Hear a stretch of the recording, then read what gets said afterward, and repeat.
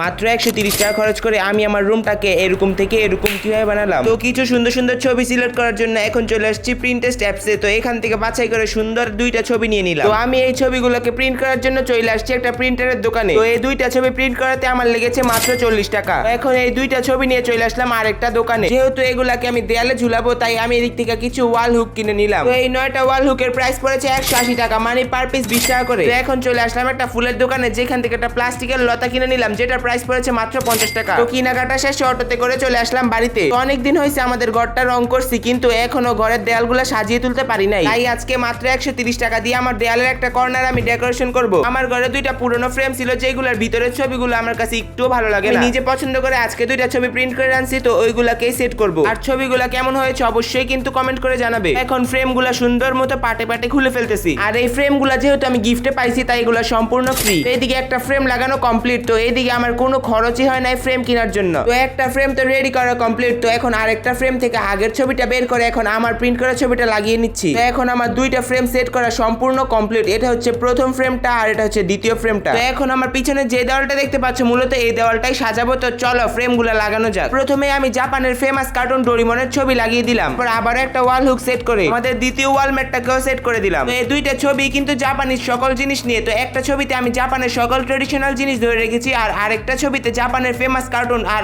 আমারও প্রিয় কার্টুন ডোরিমনের ছবি রেখেছি। তোমাদের হয়তো অনেকেরই প্রশ্ন থাকবে এত এত সুন্দর ছবি থাকতে কেন এই ছবিগুলোকে বেছে নিয়েছি। Because Japan is my favourite country. Next কিন্তু আমি এই দেওয়ালটাকে সাজাবো। তো তোমরা অবশ্যই কমেন্ট বক্সে সাজেস্ট করবে কি দিয়ে এই দেওয়ালটাকে সাজানো যায়। তো আমার আজকের ডেকোরেশনটা কেমন হয়েছে অবশ্যই কিন্তু কমেন্ট বক্সে বলে যাবে। আর তোমার ফেভারিট কার্টুন এন্ড তোমার ফেভারিট কান্ট্রি কোনটা ওইটাও কিন্তু বলে যেতে ভুলবে না। তো চলেন ভাই একটা জিনিস নিয়ে কথা বলি, সেটা হচ্ছে এই ওয়াল হুকটা। এই ওয়াল হুকটা এতটাই বাজে যে যেটার কারণে আমার অনেক টাকা লস হয়ে গেল। দেখা আছে 1 থেকে 1.5 কেজি ওজনের জিনিস নিতে পারবো, কিন্তু আধা কেজি বহন করারও এটা ক্ষমতা নাই। যে দেখেন আমার একটা ঘড়ি পরে পুরো চুনা চুনা হয়ে গেছে ভাইঙ্গা। এটা না হয় 8 থেকে 900 গ্রাম হবে ভাই। 8 থেকে 900 কি তার চেয়ে অনেকটা কম হবে। হালকা জিনিসটাকে ধরে রাখতে পারে নাই, লাগানোর কিছুক্ষণ পরে এটা পরে ভেঙে গেছে। ভাবছিলাম ফ্রেমগুলো যেহেতু হালকা 200-300 গ্রাম হবে তাই আমি ফ্রেমগুলো ঝুলাইছিলাম, কিন্তু সকালবেলা ঘুম থেকে উঠে দেখি একটা ফ্রেম পরে ভেঙে গেছে। টাকা দিয়ে তো এরকম ফালতু জিনিস কিনলামই আর নিজেরও ক্ষতি হয়ে গেল। নিজের এত সুন্দর সুন্দর জিনিসগুলো পরে নষ্ট হয়ে গেল। তাই আমি সাজেস্ট করছি আপনারা এরকম ফালতু ওয়াল হুক কিনবেনই না।